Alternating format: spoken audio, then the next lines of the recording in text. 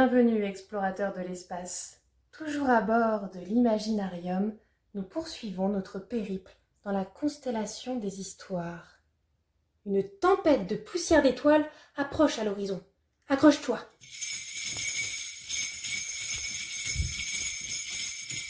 Ah, te revoilà, toi. Où veux-tu nous emmener ?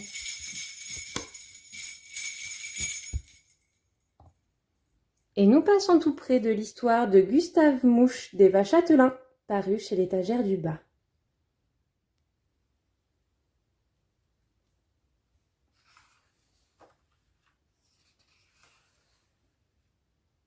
À Drozoville, dans la rue Le Pic, les maisons sont serrées les unes contre les autres.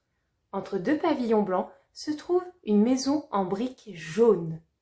Tout en haut, sous la gouttière, le mur est fissuré.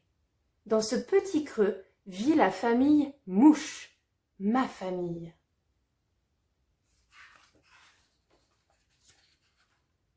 Aujourd'hui est un jour particulier chez les Mouches, un jour de fête. Ce soir, mamie Ginette apportera des crêpes, chipées chez une humaine un peu myope. Tonton Romuald viendra avec du jus de pomme, offert par monsieur Bourdon.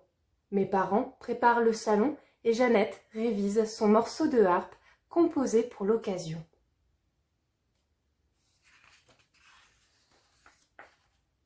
Mais parlons un peu de moi.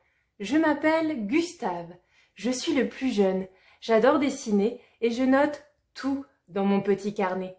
Les blagues de tonton Romuald, les bêtises avec Jeannette, les fous rires avec mamie ou les choses que je dois faire.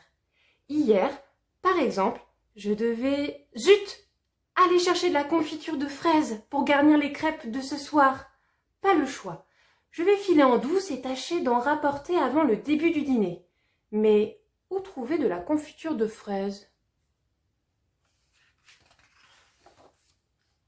À peine sortie, j'aperçois une petite fille qui trottine dans la rue, cartable sur le dos. Elle rentre sûrement chez elle. Je décide de l'accompagner discrètement. Peut-être me conduira-t-elle à un pot de confiture. Me voilà blottie dans ses cheveux, en attendant notre arrivée. Quelques rues plus loin, elle ouvre un portillon et traverse une allée. Elle s'arrête alors pour caresser un chat, qui me remarque et tente de m'attraper. Ouf! La petite fille se relève et reprend le chemin de sa maison, dans laquelle nous entrons directement par la porte de la cuisine.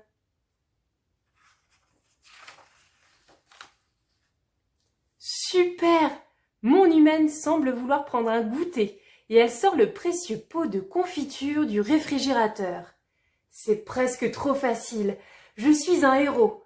Tandis que la fillette se régale, je remplis soigneusement mon baluchon pour le festin de ce soir. Soudain, quelqu'un crie par la fenêtre.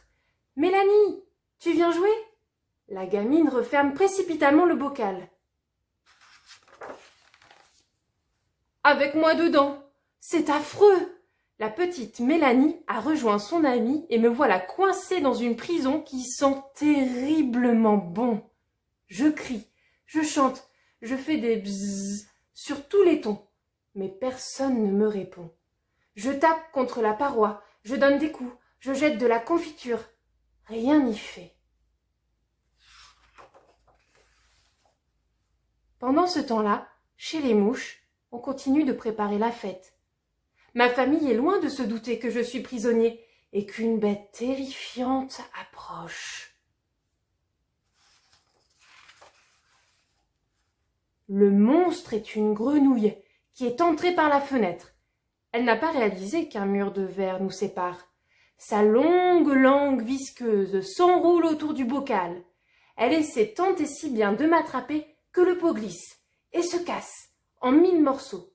Sans attendre un instant, je prends mon envol et esquive la langue agile en emportant mon trésor sucré. Je m'apprête à traverser le jardin, quand le chat se rue sur moi et me capture entre ses griffes, vexé de ne pas m'avoir intercepté lors de mon premier passage.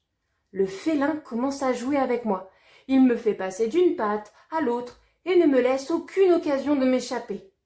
J'ai un peu la tête qui tourne, mais je prends soin de protéger mon baluchon de confiture. Les deux petites humaines se rapprochent enfin. Le chat est obligé de me laisser partir pour mieux échapper au câlin. Enfin libre! Je vole prudemment jusqu'à notre maison, que je retrouve avec soulagement. J'ai tout juste le temps de rentrer pour apporter la confiture pour le repas. Ce soir, c'est la fête chez les mouches.